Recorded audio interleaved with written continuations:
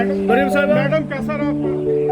مریم صاحب میڈم کیسا رہا آپ کا برازیل کا دورہ خاص لڑکی میں آپ ایک منٹ بات کر لیں گے پلیز آپ مریم صاحب آپ لڑکی میں آپ نے رپرزینٹ کیا پنجاب کو کیا آپ کا رسپانس رہا آپ کی میٹنگز تھی آپ کا پہلا فرسٹ آفیشیل وزٹ تھا بہت اچھا تھا اور صرف کاپ میں شرکت نہیں کی بلکہ مائل سٹون جتنے بھی ایک گراؤنڈ بریکنگ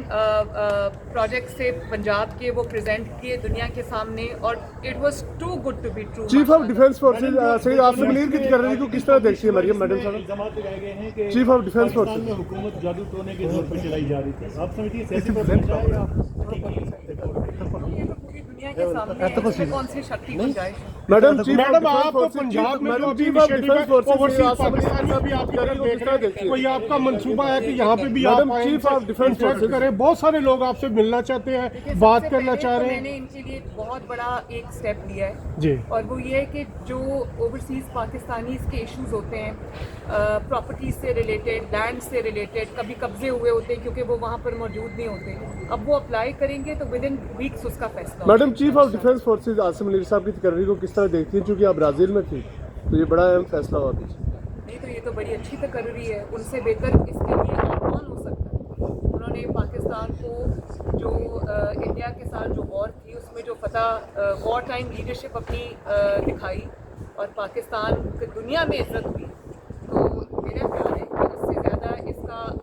جو ڈیزرونگ اور جیسے آپ میڈم برازیل میں لگ رہا تھا کہ پاکستان کو ایک نئی بے نظیر بھٹو مل گئی ہے کیا کہیں گے میری بات سنیں جو ججز نے جو استعفے دیے ہیں میں اس کے بارے میں کوئی زیادہ بات نہیں کرنا چاہتی لیکن یہ ضمیر پہلے کیوں نہیں جاگے اگر یہ ضمیر پہلے جاگے ہوتے جب نواز شریف صاحب کو اور مجھے اور باقی لوگوں کو جب غلط سزائیں ملی اور جو ہم نے 6 سال اس کا ان کی ضمیر نہ جاگنے کا جو ہم نے خمیازہ بھگتا کاش یہ ضمیر پہلے جاگ جاتے اب یہ سیاسی ضمیر ہے یہ ان کو کوئی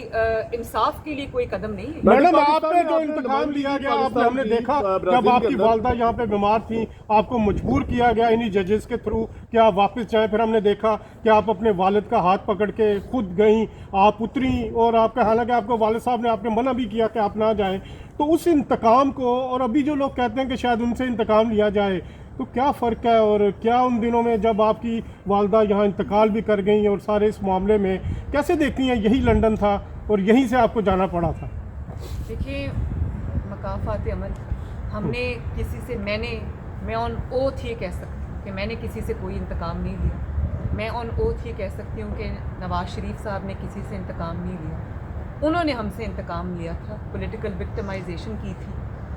ان سے اس انتقام قدرت برازیل میں میڈم آپ نے جب پاکستان کی نمائندگی کی ابھی تو ایسے لگ رہا تھا اور سوشل میڈیا پہ بھی یہ بات ہو رہی تھی کہ ایک نئی شہید بے نظیر بھٹو کی جو ایک نئی شکل ہے وہ پاکستان کو مل گئی ہے کیا کہیں گے؟ دیکھیے بے نظیر بھٹو صاحبہ ہیں اللہ تعالیٰ ان کے درجات بلند کرے I have huge respect for her لیکن میں مریم نواز ہوں میری یہی پہچان میاں نواز شریف اور پاکستان جو ہے میری پہچان پاکستان ہے اور اگر مجھے موقع ملتا ہے اللہ تعالیٰ مجھے یہ موقع دیتا ہے کہ میں اپنے ملک کو ریپرزینٹ کروں